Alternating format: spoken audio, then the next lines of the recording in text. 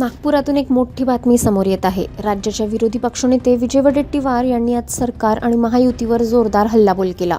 नागपूरच्या एका शेतकऱ्याला फसवून लाओसाला नेऊन त्याचा पासपोर्ट जप्त करत किडनी विक्रीस भाग पाडल्याचा धक्कादायक आरोप त्यांनी केला। या किडनी रॅकेटची SIT मार्फत सखोल चौकशी करण्याची मागणी त्यांनी केली आहे। अमेरिकन फाईल्समधून लवकरच मोठा राजकीय भूकंप होईल असा दावाही वडेट्टीवार यांनी केला। मीच त्याला त्या लॉस मध्ये होता, कॉल सेंटर मध्ये त्याला फसवून नेला गेला होता आणि त्याला मारहाण झाली, पासपोर्ट जप्त केला गेला होता आणि तो जिवंत येऊ शकला नसता, कारण भारतातील अनेक लोकांना त्या नोकरीच्या नावाखाली लॉसला घेऊन जातात। चीन जवळ एक छोटासा देश आहे आणि त्याच्यानंतर त्याचा मला फोन आला। मी सर्व माझी हे लावून आणि मी मुख्य सचिव आणि मुख्यमंत्री सगळ्यांना सांगून त्याला तिथून मी सोडून आणलं आणि मला नंतर सगळी परिस्थिती त्याची माहीत झाली की त्यांनी किडनी का विकली। मी स्वतः पोलीस अधीक्षक चंद्रपूरला सर्वप्रथम फोन करून या संदर्भात सर्व काही चौकशी करण्यासाठी एक नाही 5 वेळा पोलीस अधीक्षकांना फोन केला। पोलीस अधीक्षकांनी टीम पाठवली आणि माझ्या सूचनेनुसारच ही सर्व कारवाई सुरू झालेली आहे आणि अनेक तरुण यामध्ये आता आहेत आणि अनेक तरुणांची किंवा शेतकऱ्यांची फसवणूक झाली आणि यामध्ये SIT स्थापन झाली। सत्य पुढे आलं पाहिजे। हे फार मोठं नेटवर्क आहे सावकारांचं आणि शेतकऱ्यांना पूर्ण जमीन हडपून त्यांना व्याजाने पैसे देऊन त्यांना चक्रव्याज लावून वारंवार, म्हणजे या पोरांच्याकडून तर 1 लाख रुपये यांनी कर्ज घेतला आणि त्याला 74 लाख मोजूनही स्वतःची सर्व जमीन विकूनही या तरुण शेतकऱ्यांना सोडलं नाही आणि म्हणून आज नक्कीच यातून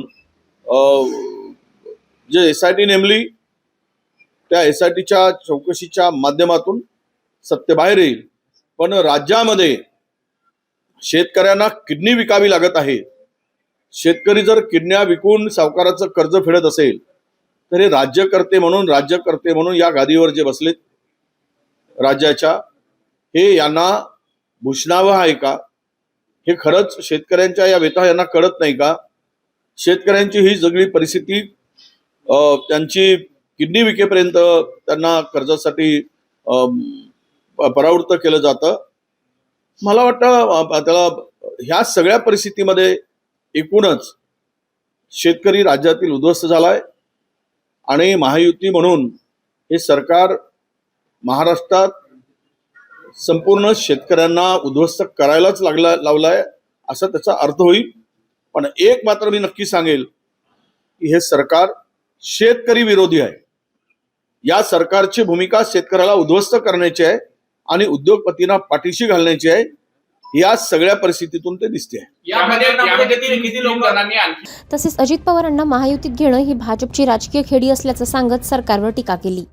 यापूर्वीच माझा आरोप होता, म्हणजे रोज सकाळी उठून सत्तेसाठी एकमेकाचा मुका घ्यायचा आणि मात्र 2 हिंदुत्ववादी म्हणून एकत्र यायचा आणि तिसऱ्याने निवडणूक मात्र वेगळी लढायची अजित पवारांना। याचा स्पष्ट अर्थ आहे की स्ट्रॅटेजी आहे त्यांची।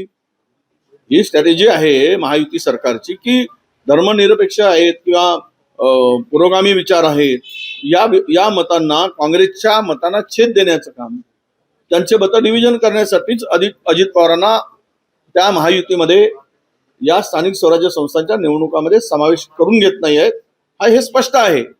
पण अजित पवार हे सुद्धा जातीय आणि धर्मांध पक्षाबरोबर बसून हे धर्मनिरपेक्ष कसे, हे लोक विचार करतील।